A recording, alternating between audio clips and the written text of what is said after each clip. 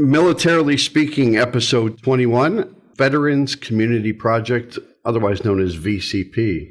This episode, we talk with Bryan Meyer, CEO and co-founder of Veterans Community Project.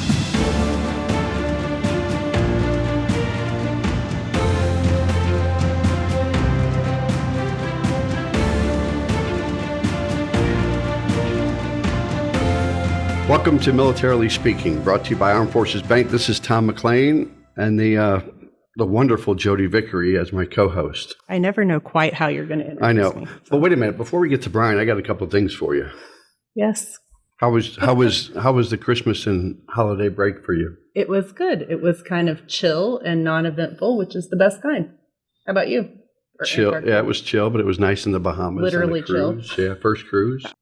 But remember that Christmas tradition you told me about wearing pajamas in the morning? Did you do it again this year? We did. We had on K-State pajamas this year because my son has decided he's going to K-State. When did he decide? Recently, we'll say. When we talked about how much out-of-state tuition was for University of Alabama. Oh, yeah. Okay. But one other thing I want to clear the air about. I understand you took another gig on the side in my absence. Is that right? Did you do some sort of podcast or video with somebody else? Maybe.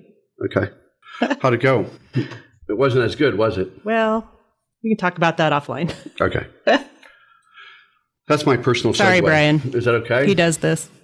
Bryan, we're back. No, it's okay? fine. Yes. I think that was a very relevant line of questioning there. It actually is never relevant. If she's doing stuff, she should let me know, right? If she's doing some other podcast. Oh, my goodness. Podcast cheating. Okay, I'm going to reel this back in and introduce our very special, most important co-founder of Veterans Community Project. So again, off to a great start. Yes, welcome to the show. We're excited to have you listening and learning about Veterans Community Project with our guest, Bryan Meyer, again, CEO and co-founder of Veterans Community Project. I want to introduce you to him and tell you just a little bit about him. Bryan served 2 tours in Iraq as a helicopter crew chief and door gunner in the United States Marine Corps. After returning home to Kansas City, he earned both a master's in public administration and a law degree from the University of Missouri, Kansas City, my alma mater. So we have that in common. Yeah. Yes, go Roos. Bryan left the practice of law early and along with his co-founders, invested his personal savings to co-found the Veterans Community Project, a walk-in clinic for all veterans in a village of tiny houses with wraparound case management services for homeless veterans in Kansas City. In their short existence, it has already transitioned hundreds of Kansas City area veterans out of homelessness and provided services to thousands more.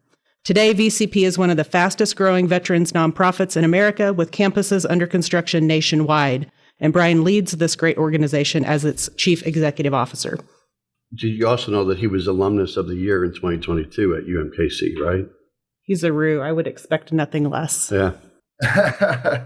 I was. That was the most recent thing. That was pretty cool. Yeah. Although really undeserving. Like I was the first graduate of the law school to get that award, which blew my mind because there are so many great people that went through there. So luckily next year, the winner is an old professor of mine. And now I feel like the standard has been reset. Like me, it was a down year. It was like the COVID year. And now they're getting back to that more prestigious, rank of individual. I am sure that is not the case. Well, welcome, Bryan. Tom and I are really happy you've joined us. And to kick us off today, it'd be great if you could just tell our listeners what inspired you to start the Veterans Community Project. It's a great story that you've shared with us when we were at your facilities. Absolutely. First and foremost, thank you so much for having me. This is great. I love any opportunity to speak to anyone about this, but specifically those who are so invested in the military community and have such ties and give back as well. The motivation, a lot of it you kind of hit right there with that introduction. So I was in the Marine Corps for 5 years. And after I got out, I like to be pretty open about the fact that like so many other people, I had my own struggles with my transition.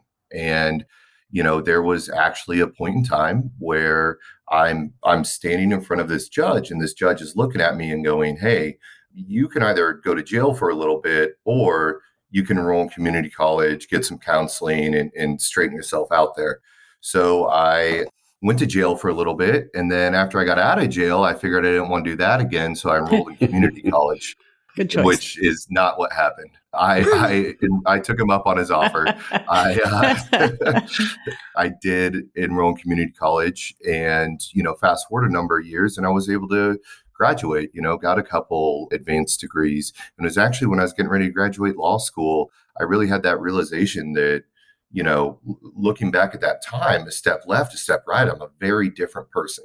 And not everybody who got out of the military got that lucky break that I did or got that chance. So I wanted to create something that provided more opportunities. So I actually started a nonprofit getting veterans free legal services, which still exists, but I'm no longer a active part of it.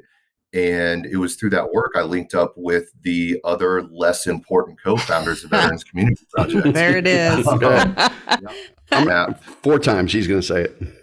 Oh, I'll get it in there a few times. Don't worry. I'm finding a new T-shirt idea here. Oh yeah, Yes. I should just get a button and wear it On the every back day of is what every I should shirt do. that you wear, yes. Yeah, that way they know it's my shirt. No, they'll just steal them from me, Or put it on your business card and be done with it. or just tattoo it on my body. Do all of the above. Yeah. Yeah.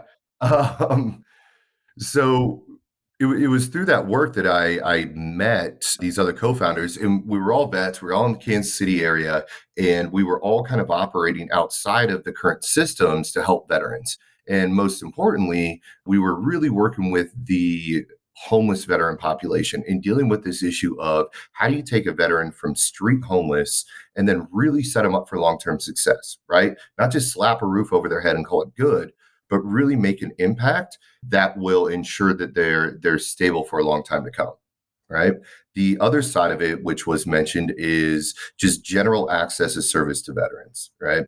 So many people have this idea, you've ever been in the military, you can simply show up at a VA and, say, hey, I'm here. And it's like, come on in, sit right down and let's get rolling. And unfortunately, it's just not like that. That's how it should be.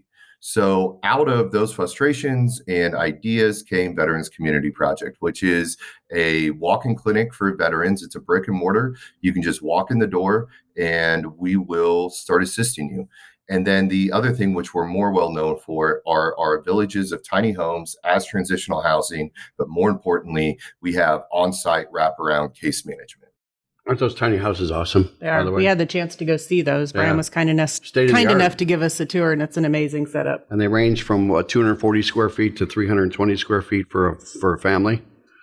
Yeah, that's correct. And since you opened the opportunity here, one of the things I want to throw out there is, anybody listening might hear us say tiny house and they have a certain idea in their head of what that is. And most of the time that idea is around something they've seen on TV. Right. It's on a trailer or something like that, right? Yeah. And HGTV. as you guys know, yeah, exactly. One of my good buddies hosts a show called Tiny House Nation. And the amount of times people think that we're building like what he does on that TV show, it's understandable, but it's misguided, because as a veteran, that's not the standard that I want for other veterans. So as you guys know, those houses are built slab on grade, they're stick built, they're built to 2018 building codes. They're built just like any other home, only smaller. Can you tell our listeners, Brian, a little bit about VCP's solution to provide support for both the Veteran Outreach Center and the VCP Village, and explain how the veterans can transition between them? Yeah, so I'll start with the Outreach Center. So as I mentioned, it is a walk-in clinic for veterans to come in and do what I mentioned earlier, which is, hey, I'm here, I need assistance, and we can start to get the ball rolling. And when I say that, I mean it's extremely low barrier in the way that the only qualification to receive services is that you've ever taken the oath to serve our country. So if you're in the military 1 day or 30 years, you qualify for all our programs and services. It doesn't matter about discharge status, active versus reserve. We also serve National Guard, which is a population that goes overlooked a lot. So what you can do is you can come in, and we don't necessarily, Veterans Community Project doesn't house all these programs ourselves. What we've done is we've gone out to the community and said, okay, you're a car mechanic, or you're a dentist, or you provide this type of service that a veteran may need assistance with. Would you be willing to partner with us and take referrals? And the answer is almost always a overwhelming amount of enthusiasm and support to do it. So that's kind of that one side of the house. Now, oftentimes we get people that show up that are either homeless or housing insecure or something like that. That's when we can start the referral to the residential program, which is what I mentioned earlier, the community tiny homes and the on-site case management. The whole idea is that when we move somebody in, well, let me put it this way. If somebody's worried about where am I going to sleep? What am I going to eat? Am I safe? They're not really worried about how's my mental health? What's my employment like? Do I have addiction issues? Any of that. So we start with those hierarchies. We move somebody in right away, right? Now they are safe, secure. There's food in the refrigerator. They're good to go. Then we pair them with the case manager and create a case management plan tailored to that individual. So often you have programs that are very cookie cutter, and what we like to do is say, like, homelessness is complicated and getting out of homelessness is even more complicated. So we have to take a very individualized approach with which each veteran we work with. Oh, I love that. You kind of deal with the things that I would say are almost survival basics so that they Right. can start to take a breath and lean into making a difference to change the circumstance. I think what's also cool, when we were there, you said, it's non-discriminatory, right? The VA kind of puts you through a lot of the rigmarole and might say you don't qualify for certain benefits or certain eligibility that's in place for them. And I also like the fact that in your village with the homes, there's that common bond, right, between the veterans that are there. And, if Jodi were to buy a house in, I don't know, Honolulu or something, she's not going to know who her neighbor is, right? And it's almost like you have an instant bond and an instant understanding of who your neighbors are, and that they all get along, and it's a great tight-knit community. So or even the sheriff that we saw walking around the village that day. Yeah. The sheriff. The sheriff, Yes. Yes. He monitors that place. But you're exactly right. I think it's one of the intangible things that makes our program so successful, right? Is that shared experience you have with everyone. I mean, like, come on, a veteran meets a veteran, even if they don't know each other, they're not perfect strangers. They have that little bit that they can bond and use that to develop an overall relationship. And we see that in the village all the time. Yep, that's definitely true. See that with my husband. I want to touch on too, when we introduced you, we said that VCP is one of the fastest growing veterans nonprofits in America. Can you talk about that? What does that mean? Where are you expanding? Maybe even let listeners know if they're interested in putting together a working group, reaching out to you in terms of how to bring VCP to their community. What would they do to begin that process? Absolutely. So in terms of expansion and the rate of it, I should probably give a little bit of timeline about when this all started. Sure. So it was the summer of 2016 when me and the other co-founders decided to leave our full-time jobs. I left my law firm and we went all in on this. Now, at that time, we had nothing, right? We had an idea, we had some papers, and we were working out of each other's kitchens. We started housing people in early 2018, right? So since that time, we're now here in Kansas City, but also in Boulder County, Colorado, Longmont specifically, St. Louis, Sioux Falls, Milwaukee, and most recently, Oklahoma City. Now, that's not necessarily as fast as we could have done this, meaning that the demand has been more than we can handle, meaning lots of different groups reaching out, bring this to our city, bring this to our city. We're trying to grow in a way that is responsible to the service we're providing, meaning that if we grew too fast, we would jeopardize the quality of services, which is the most important thing to us. So we're trying to scale at a rate that we can ensure that we will, uphold the highest amount of service delivery. To the point of how could somebody find more information about that, or if they're curious about possibly bringing Veterans Community Project to their community, or just learning more about it, like the best place is always our website, veteranscommunityproject.org, or just simply vcp.org. And on there, there's actually an ability to get a whole packet of information about, like, hey, if you're interested in VCP in your city, here's all the things we look for when we're trying to determine what the next right place is. Because I think everybody knows the demand is everywhere, right? Homelessness, veteran homelessness, it's everywhere. The scale of it is different. but the issue is everywhere. So we don't necessarily just say, hey, we want to go the place where the scale is the highest. There's more to it than just that. I remember you sharing with us when we visited just about making sure it's a community that's ready to embrace that, to embrace your mission while you're there on the ground, and really making a partnership of it versus coming in and sort of being a stranger on the periphery of a community. So exactly. Bryan, how far along are the other 5 locations around the country as far as compared to Kansas City? Yeah, so Kansas City it's always going to be so much further than every other city, right? Because so Kansas City is 100% built, right? Well, even though we started housing in 2018, we build these slowly in order, like that's for a lot of reasons. It's for community involvement, it's for fundraising purposes, right? Because there's no magic bag of federal dollars we reach into or state dollars to make this happen. So even though we started housing, it was 2021 before we finished that village, right? So Longmont, Colorado, that one, we've been providing outreach services and doing all that. We're getting ready to open the first round of houses soon. We have a full-on ribbon cutting in St. Louis in a couple months, and I don't remember the date off the top of my head.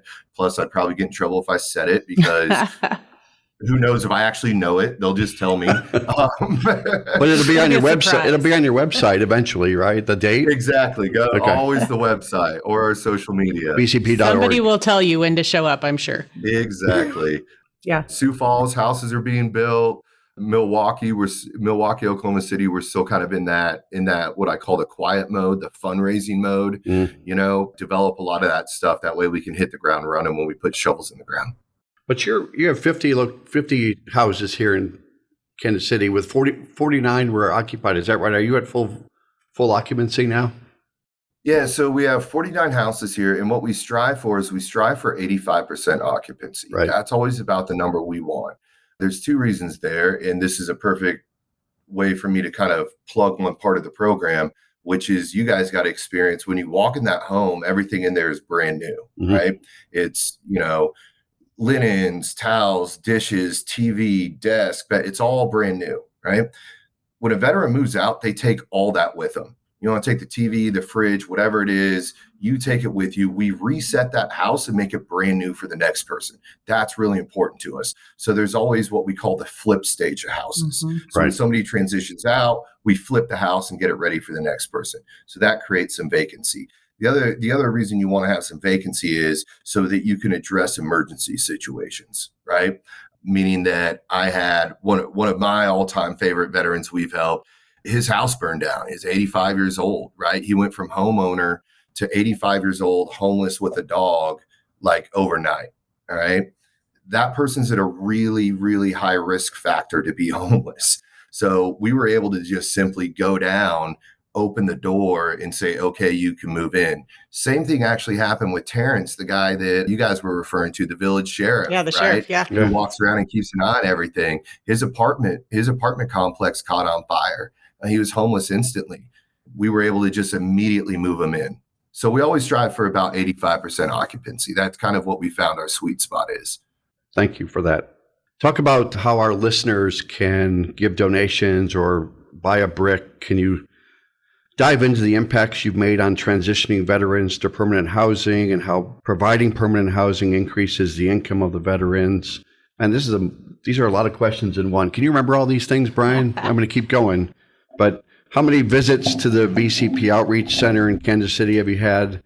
And a little bit about where you are with this. So just to encapsulate all that I said to you two, just talk about the visits, talk about how our listeners can get involved in the organization too. Absolutely. To answer your first question, no, I will not remember. So please feel free to say, Bryan, that's not the question I answered. Stop talking about whatever you want to talk about.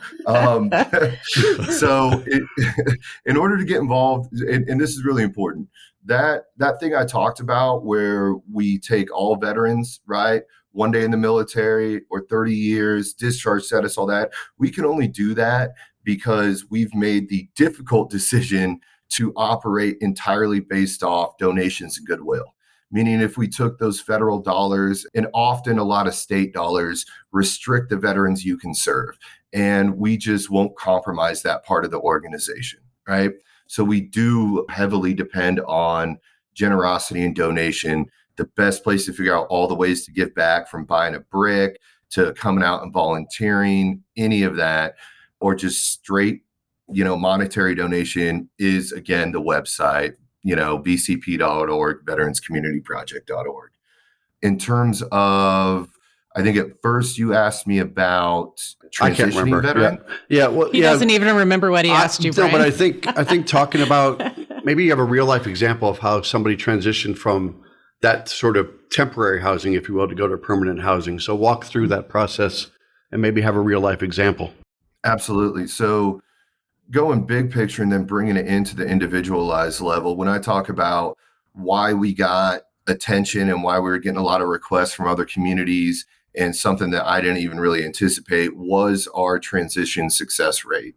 Meaning that, just to give some context, a lot of transitional shelters and living facilities, if they're transitioning 20 to 25% of everybody coming through, that's pretty great for them. We've been positively transitioning about 85% of all the veterans that come through our program. That's a big number. So, yeah. And it's something we're really proud of. And what that looks like for an individual is, going back to that idea, when they move in, we have, even though the case management programs are individualized, they're based off of what we call our pillars of support, right? So it's all based off these 5 pillars, which are health and wellness, income stability, fiscal understanding, education and training, and network of support, right? And we evaluate all 5 of those things. We have a point scale. That point scale creates an aggregate score, which we call our permanent housing readiness score. And when the aggregate score gets to a certain point, that's when we have a good feeling that they're going to be long-term successful. One good example I can give, I talked about the veteran whose house burned down. There's another vet that he was dishonorably discharged from the military. Therefore, he couldn't access any programs and services. But he was dishonorably discharged because he had a few DUIs. And he had a few DUIs in between deployments. And it was obvious this individual was suffering from post-traumatic stress. Mm-hmm. And at that point, so there he is, he's out of the military, he's got a dishonorable discharge, and he's suffering from post-traumatic stress. So he doesn't really qualify for these other programs and services, right? Well, we're able to bring him in, work through that discharge status, right? Get that overturned. Not only get that overturned, but then service connect his post-traumatic stress. So now he's getting income again, right? So those are 2 huge things. Then we can slowly start to do that counseling, hooking them up with resources, getting them used to going to the VA or other appointments as necessary, and just get them used to kind of that functioning as an individual in an overall community again. And then at the end of the day, we're able to move this individual out into his own place, and he's doing really well. So I tried to tell his story without giving away too much personal information, Right. But that's kind of the big picture of it, right? But that dishonorable discharge, that PTSD, look, we don't shy away from the fact, it led him down a bad path. He did some things that he's not proud of, but overcoming that, and recognizing his service and revalidating his service. This is somebody who didn't even like to refer to himself as a veteran because he didn't feel like he was because of his discharge status, Mm-hmm. right? This guy's got 2 combat tours, right? He's a veteran. We can work on that. Yep, you probably made it seem like a very overwhelming situation to him by himself could be dealt with one step at a time, one day at a time. Definitely. Yeah. I also love the story that you shared with us about a gentleman moving into the community, reestablishing residency and address, and giving him the opportunity to start to see his kids again because he had a place for them to come for visitation. So, so many good stories. I bet we could probably do a whole nother podcast series on success stories coming out of the village for sure. I want to see if you want a chance just to talk about a couple of other resources that are on the website. We've talked about vcp.org. We've got emergency assistance, the Ride KC, kind of a local opportunity, Veterans Pass, and the Veterans Crisis Line. Maybe spend just a minute or 2 sharing about those services as well. Yeah. So those services are all that all comes from our outreach center, right? So the Veteran Crisis Line itself, that's not Veterans Community Project specific.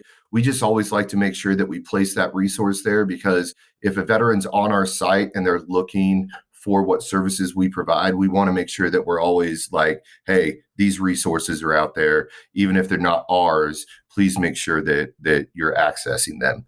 So the emergency assistance, that is where a veteran who may be struggling with a utility bill, a car repair, something like that, can come to us, and we're able to do exactly what it says, which is, provide some financial assistance in these particular cases. Now, I will say it is really important to us. One of the things we engage in is if somebody comes to us and they say, hey, I'm behind on my utility bills, it's not going to be so easy as, great, here's your utility bill check, right? Because that's the Band-Aid. And what we want to do is we want to figure out, like, why are you behind on that utility bill, right? Well, I'm behind on the utility bill because I've missed work a bunch. Well, why have you missed work a bunch? Because I don't have reliable transportation.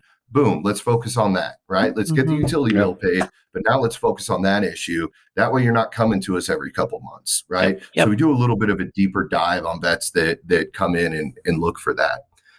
The Bus Pass program, that's actually the first program we ever rolled out, which was any veteran could come to us and get a bus pass that allowed them to ride the bus for free permanently. Actually, it was so successful in Kansas City that the city council and the mayor used our numbers off of that, the increased ridership and some of our success stories from being able to not have to make the choice between bus fare and other monetary needs, to actually roll and pass a resolution to give free rides to all Kansas Cityans on the bus. So very good. Very good.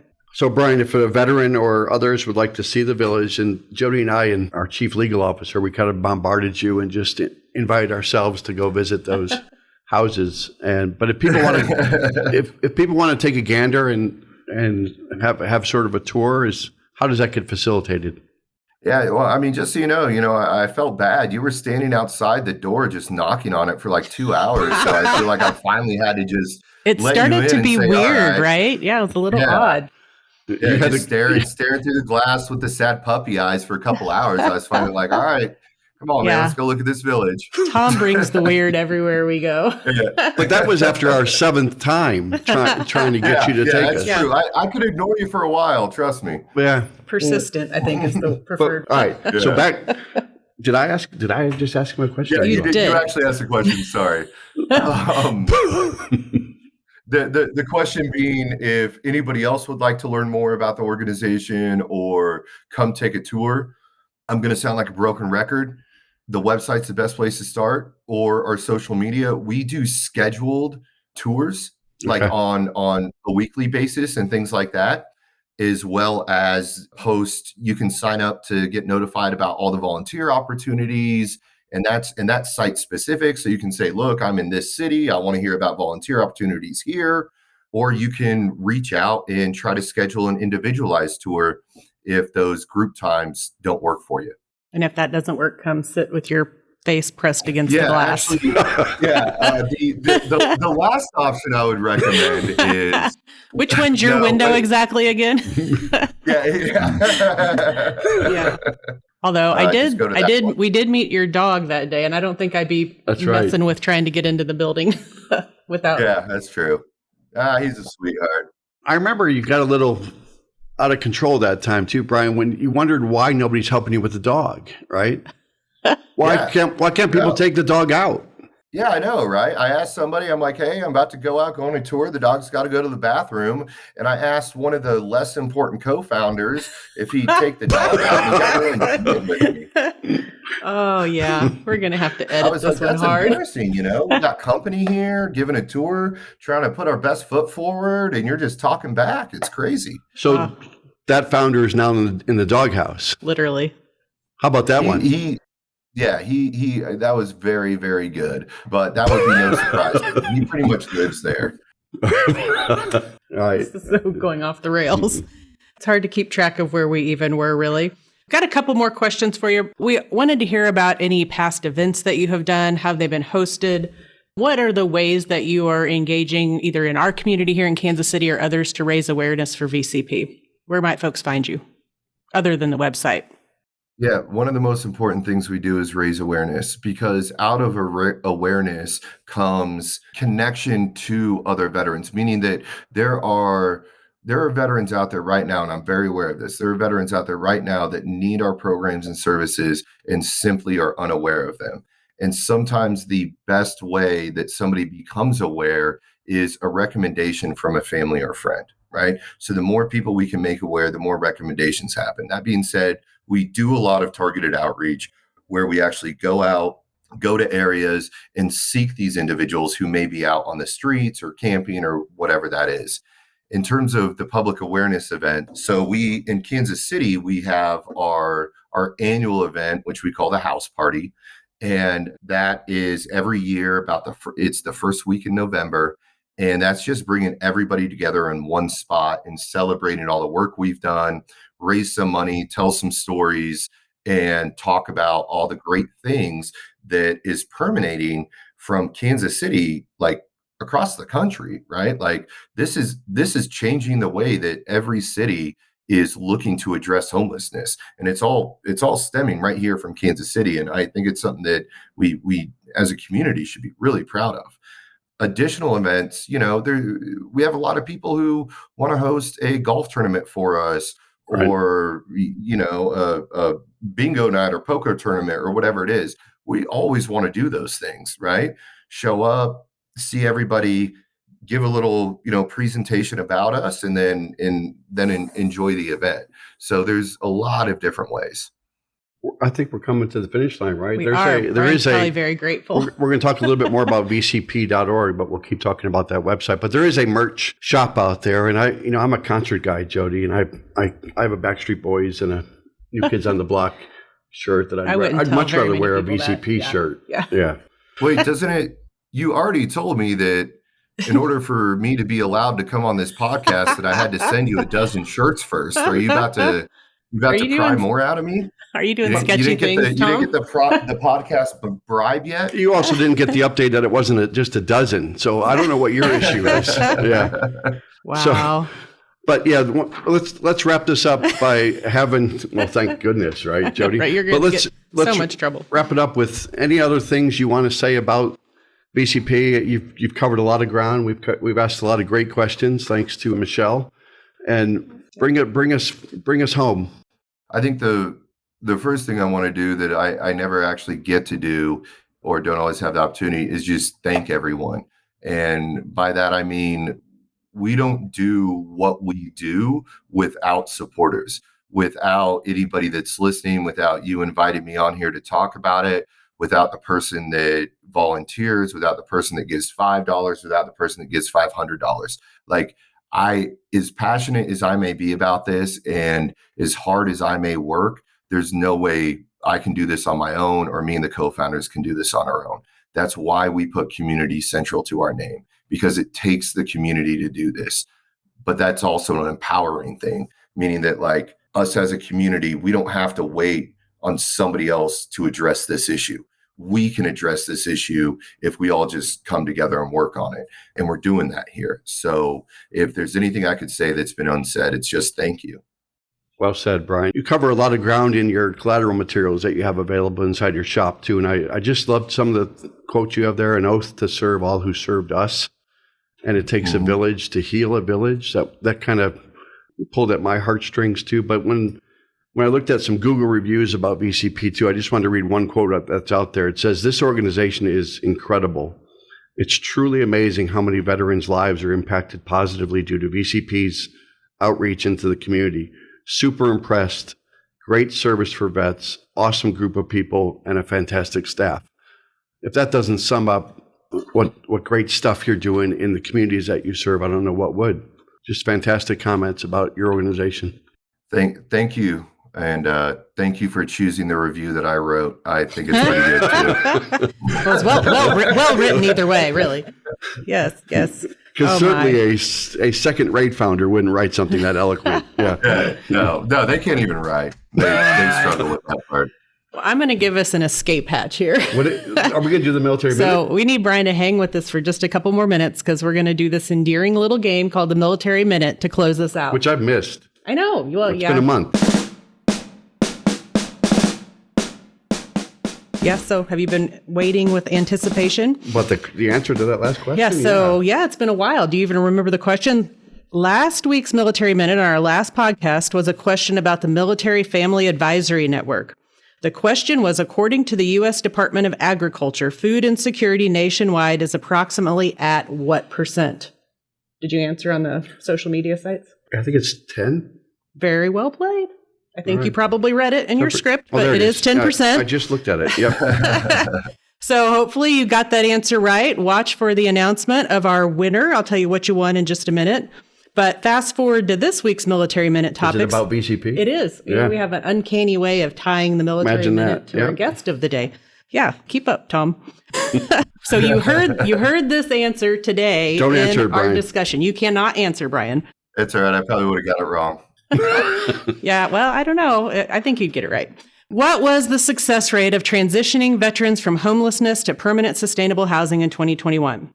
So if you didn't pay attention or you're not inclined to do the research, you have to wait until next week to know the answer. But if you listened or you do the research and you know the answer, jump on our Facebook or Instagram account and respond with that answer when we drop this podcast, and you'll earn $50 for yourself and $50 for a charity of your choice.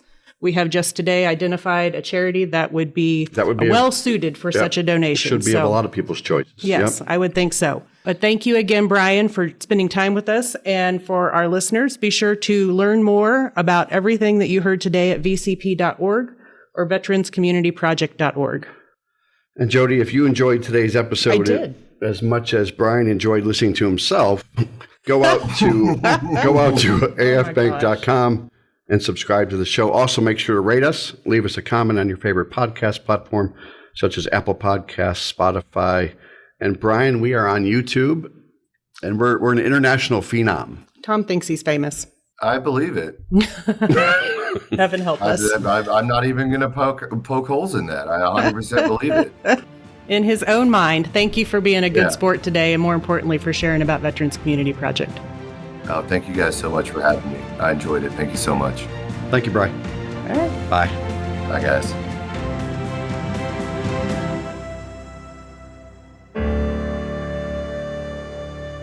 Copyright 2022 Armed Forces Bank, member FDIC, equal housing lender. All non-Armed Forces Bank owned apps, websites, company names, and product names are trademarks or registered trademarks of their respective owners. Their mention does not imply any affiliation with or endorsement by Armed Forces Bank of them or their products and services. They are merely used as examples of the many available apps, companies, and websites that offer similar services. Before using any app or website, you should carefully review the terms of use, data collection, and privacy policy. Apps may have an initial cost or in-application purchase features. This information is general in nature and is not intended to be legal, tax, or financial advice. Although Armed Forces Bank believes this information to be accurate, it cannot ensure that it could change. Statements or opinions of individuals referenced herein are their own, not Armed Forces Bank. Consult an appropriate professional concerning your specific situation and respective governing bodies for applicable laws, such as IRS.gov for current tax law. Armed Forces Bank, the Armed Forces Bank logo, and the Militarily Speaking logo are registered trademarks of Armed Forces Bank.